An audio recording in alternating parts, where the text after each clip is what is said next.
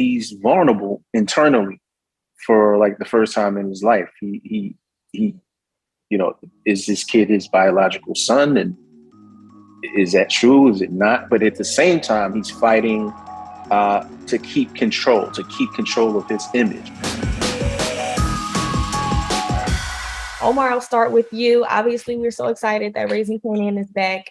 Now, the audience is unclear about what your character Malcolm's fate is going to be. We don't know if he's really dead or alive. But, the Power universe is infamous for using soap opera methods and bringing back characters, whether we thought they were dead or not, or continue to use them via flashbacks. So what can you at least tease us about what Kanan did in season 1, how that will impact his journey in season 2? Well, I mean, Kanan shot Howard, so there is that.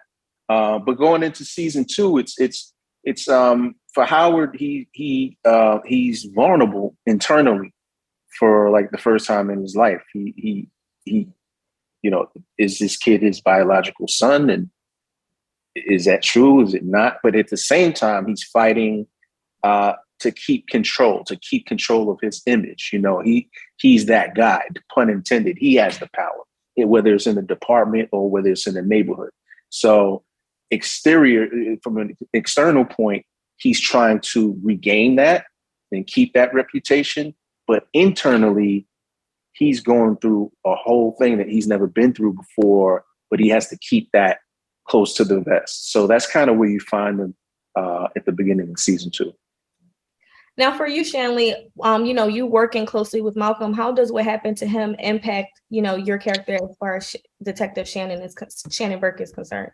Yeah, so that's kind of the beginning of Shannon's journey as her own little lone wolf. She has the determination to figure out what happened to Howard, despite him and many others telling me to just maybe let it go. Shannon just keeps on asking some questions that may or may not get her into trouble. What are you guys the most excited about, or think that audience will be the most stunned by throughout the season? We never know which characters are going to die. We're always at the edge of our seats, episode to episode. And the writers do a really good job at keeping us anticipating more. So what do you think viewers will be the most excited or shocked to see this time around? I don't know. You know what? That's up to the viewers. I don't know what they'll be most excited. There's going to be a lot of shock. As life is shocking, right? Like, I'm not trying to be morbid, but it's like none of us could predict the pandemic, but we all had to go through it, right? And so the show is, in that way, is reflective of real life. It's like curveballs happen, this happens, and that's, I think, the fun part for the viewer is like you just kind of never know which way it's going to come from, and for the characters, it's the same way, like you read every script, like, I hope I don't get shot. or in your case again. So yeah, right. I've been through it. I think the same thing. We see a lot of emotional shockers, I think, also this season, with a lot of new revelations happening, I think, more internally for characters and emotionally, which is really cool. You get to see a lot more depth to a lot of the characters on the show. We know that you guys, figure out what the fate of your characters will be, obviously, when you get the script and during table reads and things like that. But behind the scenes, have you guys been able to have any input on your character development by chance? Yeah, Sascha Penn is such a great collaborator.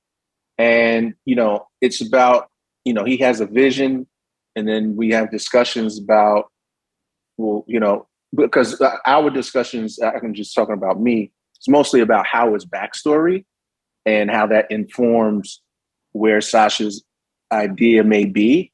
And then sometimes we sort of meet in the middle of, maybe we can pull that off this way, because it's not just about Howard. Like, what Howard goes through will affect what Burke goes through, will affect what Jukebox. So it's all like woven together.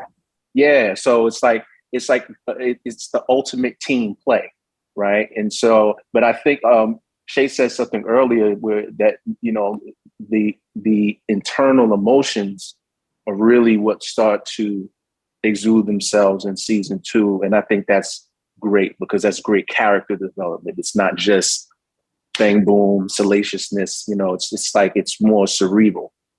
But it was a pleasure speaking to you both. I look forward to seeing the rest of the season play out. And Omar, I loved you in your last movie that you played in. But obviously we only have 5 minutes, so I couldn't talk to you about everything today. But huge fan. I'm very excited to speak to you. Congratulations on obviously season 2 of the show. Fans are super duper excited. So what would you say would be your biggest challenge or pressure that you felt going from season 1 to season 2? I think just sort of, on a certain level, like raising the stakes, but not raising them in a way that feels crazy, that feels unearned or inorganic. I think that's the big challenge, is that, the Power audience is, they're used to a certain rhythm and flow of the series and so we want to give them that. And yet at the same time, we want to make sure that everything feels, like I said, earned, and that we don't, jump the shark, so to speak, and that we keep everything grounded. So that's a real challenge. But also I think, the central challenge is always to just keep getting better, as storytellers, as filmmakers, just to keep raising the stakes for ourselves creatively is always the goal and the challenge. Well, it's interesting that you said that the audience is used to a certain flow. I would argue that we actually are not. We never know what's going to happen episode to episode. But that's the flow. That's the flow right I guess there. that is the flow. It's a roller coaster. Yeah. We're just like, okay, who's going to die next episode? Right. Who's popping back up? So with Power Universe, they're infamous for killing off characters. What can you tease about who stays and who goes this time around? I mean, look, I think the Power mantra has always been no one is safe. And I think that's pretty consistent here. Obviously, we know that there are 2 characters who are going to live, right? We know Kanan's going to live, and we know Jukebox is going to live. I think everyone else it's always a question mark, and I will say, just what I think a lot of viewers don't understand is how hard it is on a personal level to kill off characters. These actors become almost like family members, and the idea of not having them around is, like, for me personally painful. And I have to have the conversation with any actor it's a heartbreaking thing that we do. And yet we sort of have to do it because, that's part of the Powerverse to a certain extent. And I think it's part of contemporary television in general, that no one is safe, What would you say that you anticipate the audience being the most shocked by season 2? I think they're going to be most shocked by sort of the new alliances that are formed and the old ones that are sort of broken. And I also think they'll be shocked by sort of the family drama of it all, because I think the relationships between the family members are, like, really, really tested this season. And I think, if anyone who's seen season 1 knows that the season ended in a pretty precarious spot. And so that's, that obviously is going to have a real seismic impact on our central relationship, which is really Rock and Kanan. And speaking on the way that the show ended on season 1, we know that, Kanan shot Malcolm.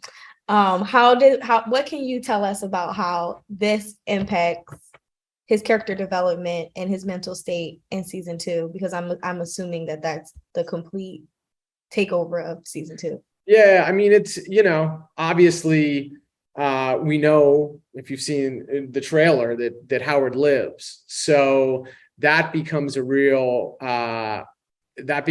challenge for Rock, right? Is, like, dealing with this guy.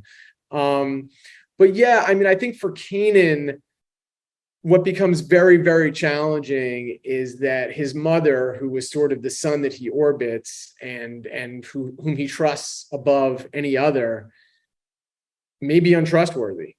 And that for him is really, really difficult to sort of process and understand, because, when this person that you sort of live your life for betrays you in a way, that's a real shock to the system. And I think it does speak to sort of Kanan's journey and how Kanan, ends up being the Kanan of Power. And so, I think that's the fun of of the series, but also very much integral to season 2. Well, we look forward to watching the rest of the season and how it plays out. And thank you for speaking with me today.